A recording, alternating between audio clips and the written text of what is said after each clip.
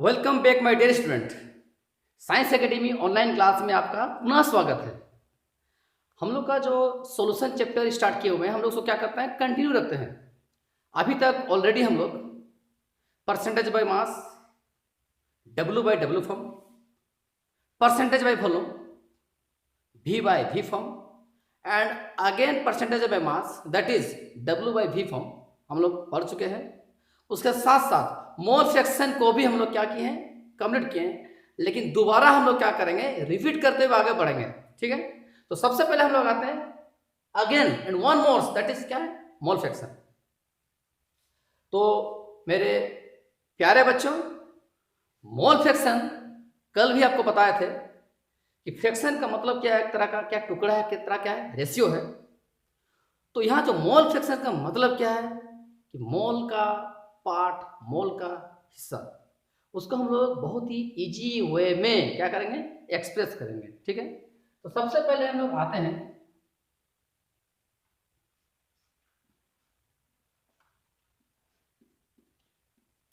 Solute को solvent से क्या करते हैं, मिलाते हैं, तो आपका बन जाता है सॉल्यूशन।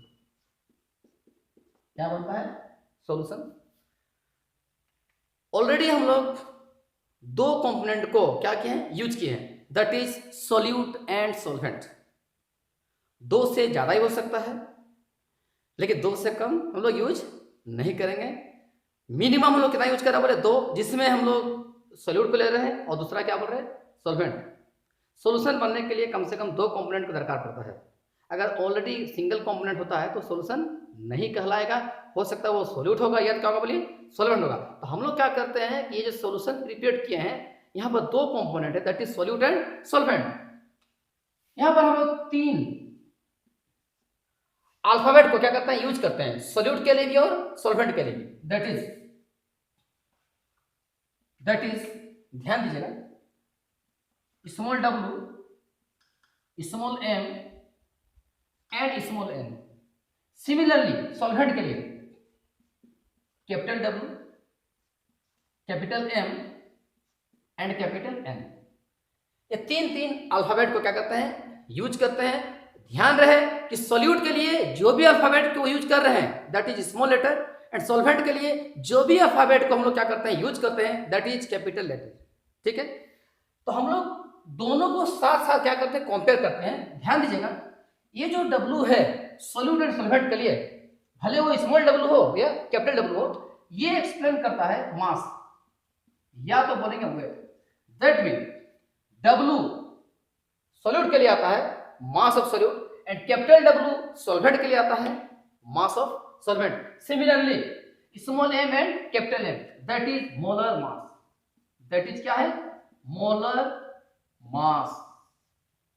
ओके, उसके बाद हम लोग का आखिरी टर्म जो थर्ड अल्फाबेट जो यूज किए हैं, that is small N and capital N, ये आपका आता है नंबर ऑफ मोल्स। क्या आता है, नंबर ऑफ मोल्स आता है। तो अब आपको बता दिए हैं my dear friend, my dear student, कि small W, small M and small N, उसी प्रकार capital W, capital M and capital L. ध्यान रहे कि सॉल्यूट के लिए हम लोग स्मॉल लेटर को यूज किए हैं और सॉल्वेंट के लिए क्या किए हैं, कैपिटल लेटर को यूज किए। और ऑलरेडी आपको लास्ट क्लास का वीडियो में आपको बताया गया था कि small N equal to small W by small N, similarly capital N equal to capital W by capital M.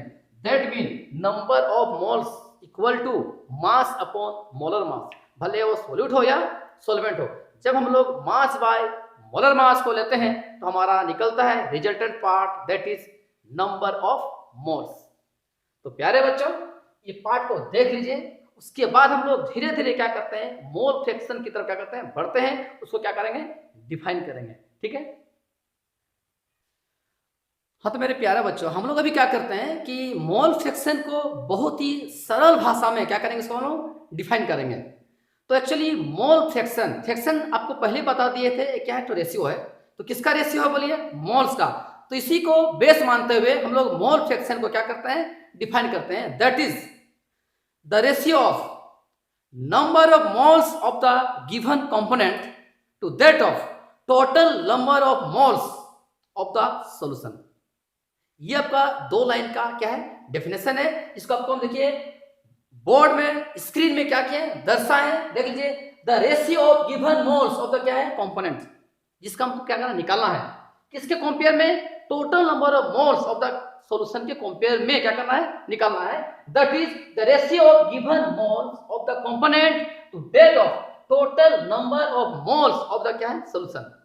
तो प्यारे बच्चों, मोल फ्रैक्शन को कैपिटल एक्स या तो स्मॉल एक्स से क्या करते हैं हम लोग एक्सप्रेस करते हैं। तो ये आपका पार्ट जो आपका स्क्रीन में आया है, इसको फटाफट स्क्रीनशॉट ले लीजिए। अभी हम लोग इससे रिलेटेड क्या करेंगे, हम लोग फॉर्मूला क्या करेंगे एक्सप्रेस करेंगे, ठीक है।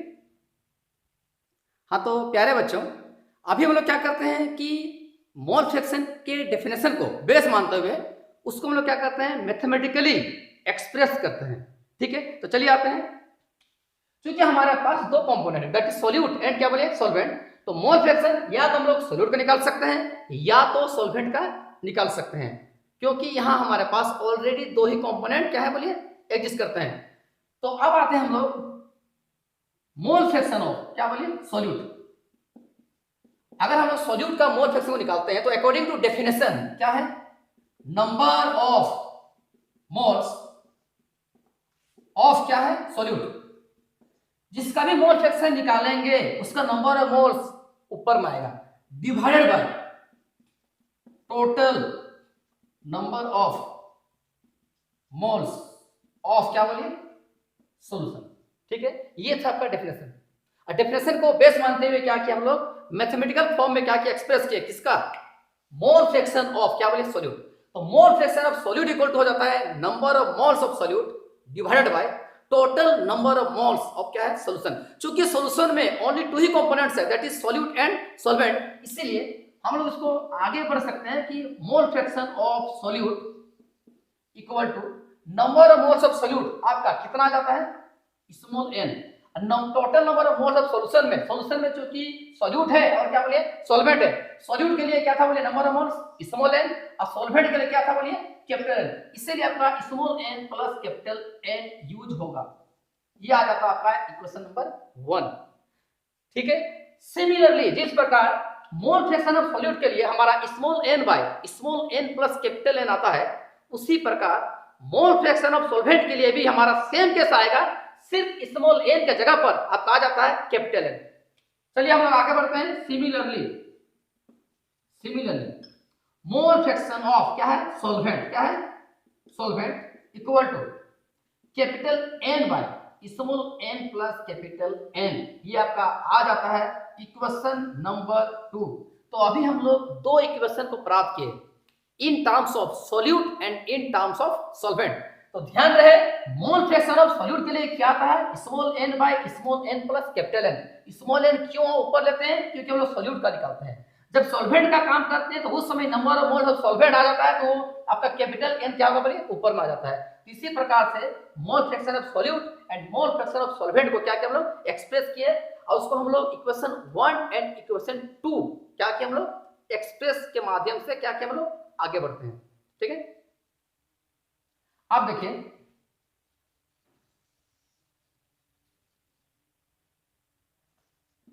by using इक्वेशन 1 एंड क्या बोलिए 2, 1 और 2 को हम क्या करेंगे ऐड करेंगे। जब ऐड करते हैं तो ध्यान दीजिएगा LHS का पूरा पार्ट, LHS का होल पार्ट LHS के साथ में ऐड होगा, और RHS का होल पार्ट RHS के साथ में क्या होगा बोलिए ऐड होगा। तो left to left and right to right क्या करेंगे ऐड करेंगे, तो क्या मिलेगा x solute plus x solvent equal to n by n plus n जोड़ n by n plus n। ध्यान रहे दोनों का जो डिनोमिनेटर है सेम है, तो एलसीएम लेंगे तो क्या होगा बोलिए n प्लस n। अब इसमें सॉल्व करते हैं कल, तो क्या होगा बोलिए n प्लस n आता है, और ऊपर और नीचे सेम है तो कैंसिल करते हैं, तो आपका क्या आता है बोलिए 1 आता है। That is mole fraction of solute और मोल फ्रैक्शन ऑफ क्या है सॉल्वेंट हमारा क्या था बोलिए 1 आता है। That mean the sum of, ध्यान दीजिएगा, the sum of mole fraction of solute and mole fraction of solvent is always क्या होता है, यूनिटी होता है। और इसको मैक्सिमम केस में पूछा जाता है, ऑब्जेक्टिव पूछा जाता है, बहुत सारे न्यूमेरिकल भी इससे क्या होते हैं, संबंधित होते हैं, रिलेटेड होते हैं। ठीक है, तो ये था आपका mole fraction in terms of solute and in terms of क्या बोले, सॉल्वेंट। लेकिन अगर इसमें मोर देन 2 कंपोनेंट यूज होते हैं तो उसके लिए एक न्यू इक्वेशन आपको भी क्या करेंगे, क्रिएट कराएंगे। ठीक है प्यारे बच्चों, तो ये पार्ट आप लोग क्या कीजिएगा, स्क्रीनशॉट लेके उतार लीजिए। माय डियर स्टूडेंट, मैं उम्मीद करता हूं कि अभी जब को मोल फ्रैक्शन बताए उससे रिलेटेड जो आपका फॉर्मूला निकाले, that is mole fraction of solute plus mole fraction of solvent is always unity. इसका मतलब क्या है कि दोनों को जो सम है ना तो कभी एक से छोटा होगा और ना ही कभी एक से दैट इज 1 से क्या होगा बोलिए, बड़ा होगा। ये हमेशा 1 ही होगा। That is sum of mole fraction of solute and mole fraction of solvent is always unity. लेकिन अगर हम लोग मान के चलते हैं कि एक ऐसा सॉल्यूशन है जिसमें 2 से अधिक कंपोनेंट को क्या किए हैं, यूज किए हैं, उस समय हम लोग मोल फ्रैक्शन को कैसे लिखेंगे, किस तरह से उसको क्या करेंगे, एक्सप्रेस करते हैं। उसके लिए क्या करते हैं हम लोग, एक अनदर फॉर्म लेते हैं। देखिए आपका स्क्रीन पे लिखा है if more than 2 components are used. हम लोग मान के चलते हैं कि कंपोनेंट 2 से क्या होगा बोलिए, ज्यादा होगा। ठीक है, तो ये सॉल्यूशन बनाने के लिए यहां पर 4 कंपोनेंट यूज हुए हैं। ठीक है, that is capital A, capital B, capital C and capital D. अब हम लोग क्या करेंगे कि कैपिटल ए के लिए हम लोग नंबर ऑफ मोल्स को क्या लिए हैं, एन ए माने हैं। ठीक है, इसके लिए क्या माने हैं, एन बी, इसके लिए एन सी, इसके लिए एन डी। ठीक है, अब हम क्या करते हैं, इंडिविजुअली अलग अलग ए बी सी डी के लिए क्या करते हैं, मोल फ्रैक्शन को एक्सप्रेस करते हैं। तो कैसे लिखेंगे देखिए, देन मोल फ्रैक्शन ऑफ क्या बोलिए, ए। क्या लिखिए, मोल फ्रैक्शन ऑफ ए। ध्यान रहे आपको पहले ही बता चुके हैं कि जब इसका भी मोल फ्रैक्शन हम लोग लिखते हैं, निकालने का रहता है, तो उसका नंबर ऑफ मोल्स कहां रहेगा बोले, ऊपर में रहता है। तो क्या होगा, नंबर ऑफ मोल्स ऑफ क्या बोलिए, ए। और नीचे में क्या बोले, total number of moles of solution. Solution में क्या क्या मिला हुआ है, ए बी सी डी, इसलिए number of moles of A, number of moles of B, number of moles of C and number of moles of D. That is N A जोड़ N B जोड़ N C जोड़ N D. कोई दिक्कत? इसी प्रकार similarly हम लोग X B equal to N B by N A plus N B plus N C plus N D, इसके क्वेश्चन 2 मानते हैं। और X C equal to N C by N A plus N B plus N C plus N क्या बोलिए, B. ये आपका आता है क्वेश्चन नंबर 3। और एक्स डी इक्वल टू क्या बोलिए, N D divide by N A plus N B plus N C plus N D, इसको मानते हैं इक्वेशन नंबर 4। ठीक है, तो प्यारा बच्चों ध्यान दीजिएगा, ये आपका 4 इक्वेशन आता है, that is equation 1, equation 2, equation 3 and equation 4। Equation 1 किसके लिए आता है, मोल फ्रैक्शन ऑफ कंपोनेंट ए के लिए आता है। इक्वेशन 2 किसके लिए आता है, mole fraction of component B. उसी प्रकार इक्वेशन 3 आता है mole fraction of component C के लिए, एंड इक्वेशन 4 आता है mole fraction of component D के लिए। That is equation 1, equation 2, equation 3 and equation 4। अब हम क्या करते हैं कि चारों इक्वेशन को क्या करेंगे, ऐड करेंगे। एडिंग इक्वेशन 1, 2, 3 एंड क्या बोलिए 4, चारों इक्वेशन को ऐड करते हैं। तो सेम उसी प्रकार लेफ्ट टू लेफ्ट ऐड करेंगे, राइट टू राइट ऐड करेंगे। तो ध्यान दीजिएगा, एक्स ए जोड़ एक्स बी जोड़ एक्स सी जोड़ एक्स क्या है डी, ये आपका था एलएचएस पार्ट। राइट साइड में आप देख सकते हैं सभी में कॉमन, जो डिनोमिनेटर में देख लीजिएगा, N A plus N B plus N C जोड़ एन डी है, सभी में इक्वेशन 1, 2, 3, 4 में। इसका मतलब क्या है कि चारों का जो डिनोमिनेटर पार्ट क्या बोलिए सेम है। इसीलिए हम लोग कॉमन एलसीएम लेते हैं तो आपका आएगा Na plus Nb plus Nc plus Nd, और उसके बाद जब हम लोग कैलकुलेशन करते हैं, जब सॉल्व करते हैं, तो आपका ऊपर में आ जाएगा Na plus Nb plus Nc plus Nd। चूंकि चारों का जो डिनोमिनेटर पार्ट है सेम है, उसीलिए ऊपर वाला पार्ट हम लोग को इजी हो जाता है सॉल्व करने के लिए। अब देख लीजिए कि ऊपर और नीचे में सेम है, तो हम लोग उसको कैंसिल करते हैं, तो आपका आता है क्या बोलिए 1, that is mole fraction of A, mole fraction of B, mole fraction of C and mole fraction of D आपका आ जाता है क्या बोलिए 1। दैट मीन कोई भी सॉल्यूशन में भले कंपोनेंट 2 हो, 3 हो, 4 हो, 100 हो, 1000 हो, करोड़ हो, हमको उससे कोई फर्क नहीं पड़ता है। लेकिन जब हम लोग सभी इंडिविजुअल कंपोनेंट का मोल फ्रैक्शंस को क्या करते हैं, ऐड करते हैं, तो हमेशा 1 ही आता है, ना 1 से ज्यादा आता है और ना 1 से कम आता है। तो माय डियर स्टूडेंट, मैं आशा रखता हूं कि मोल फ्रैक्शन आपको समझ में आ गया होगा। एक्चुअली क्या एक प्रकार का रेशियो है, एक फ्रैक्शन है, और जिसका भी मोल फ्रैक्शन निकालते हैं हमेशा उसका नंबर ऑफ मोल्स हमारा कहां पर आता है बोलिए, डिनोमिनेटर में आता है, दैट मीन ऊपर में आता है। और ऑलवेज डिनोमिनेटर में टोटल नंबर ऑफ मोल्स को लिखते हैं जो सॉल्यूशन में मौजूद होते हैं, भले वो 2 कंपोनेंट हो या 3 हो या 4 हो, कुछ भी हो, मगर हमेशा टोटल का ऐड होता है। इस प्रकार से हम लोग मोल फ्रैक्शन को क्या करते हैं, कंसेप्ट को क्लियर करते हैं। मैं आशा रखता हूं कि ये पार्ट, ये इक्वेशन आपको समझ में आ गया होगा। अब इसी इक्वेशन को बेस मानते हुए हम एक छोटा सा न्यूमेरिकल आपको क्या करेंगे, बतलाएंगे, ताकि आपका कंसेप्ट बना रहेगा और समझने में क्या होगा बोलिए सुविधा होगा। ठीक है।